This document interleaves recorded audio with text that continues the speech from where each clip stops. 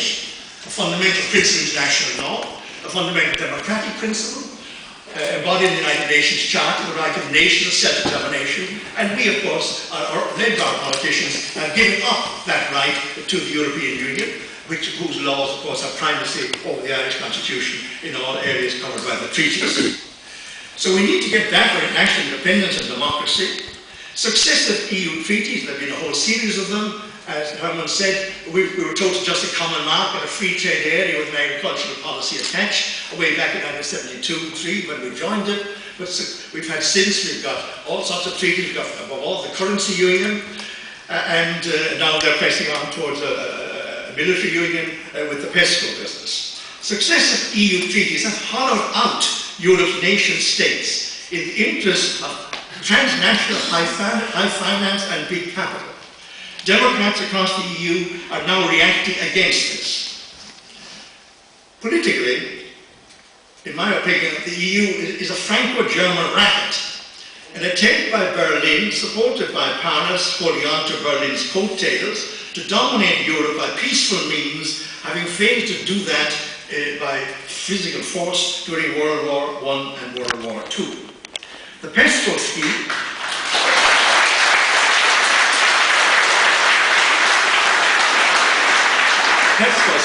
so-called Permanent Structured Cooperation in Defence and Military Business, which we signed up to in December, is a shameful step in that direction, which makes really a nonsense of pretensions to be a neutral state.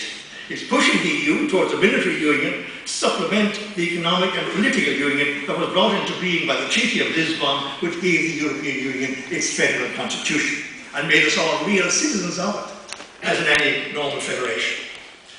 Through the Eurozone and the 2012 fiscal treaty, the EU has imposed a form of financial feudalism on Europe that has ravaged the economies of the Mediterranean countries and Ireland a few years ago. The 64 billion of private bank debt that was imposed on Irish taxpayers was a direct result of us being a member of the Eurozone and being subject to what Mr. Trichet, the head of the European Central Bank at the time, said, no bank must be let go bust, because otherwise contagion would spread. So Irish taxpayers can take that on board for a few generations. So that showed the reactionary and backward character of this entity. By leaving the European Union along with the United Kingdom, and thereby preventing the addition of a whole new dimension to the north-south border in a new partition of Ireland, we can take back control of our laws, our borders, our currency, our fisheries, our foreign policy, and have a meaningful neutrality policy if we so desire. The Irish people in the Nice referendum in 2001 and the Lisbon Treaty referendum in 2008 said no, we want to stop. They said voted no to those treaties, which were important steps towards further integration, above all Lisbon, which gave the EU its constitution. It was like the canary in the proverbial coal mine, a warning to our political class not to go further. But the political class ignored those votes and reran the referendums on exactly the same treaties and pushed them through in a travesty of democracy. The Irish political class, we're a one-party state with two big parties, different branches of the same party.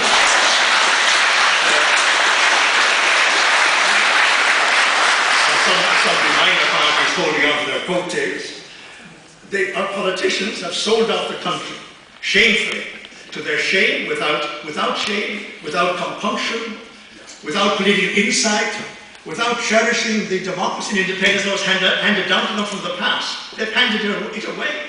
It's essentially a monstrous thing they have done. And many of them don't realise it, perhaps, but it's a monstrous thing they have done. And the Irish people need to tell us.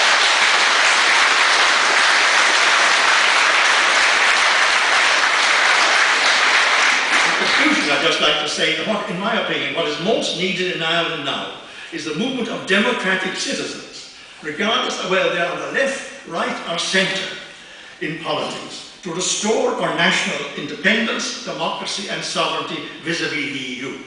And we should take advantage of the decision of the people of Britain and the United Kingdom as a whole to leave the EU in order to take advantage of that situation.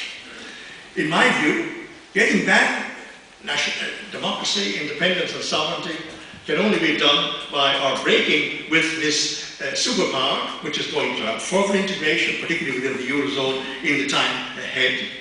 We should align ourselves with our fellow countrymen and women in the north of Ireland. We would thereby encourage other smaller countries to do the same. In my opinion, it's inevitable that such a movement will develop in time, and this meeting today can be a significant step in helping to bring it into being in the months and years ahead. Thank you.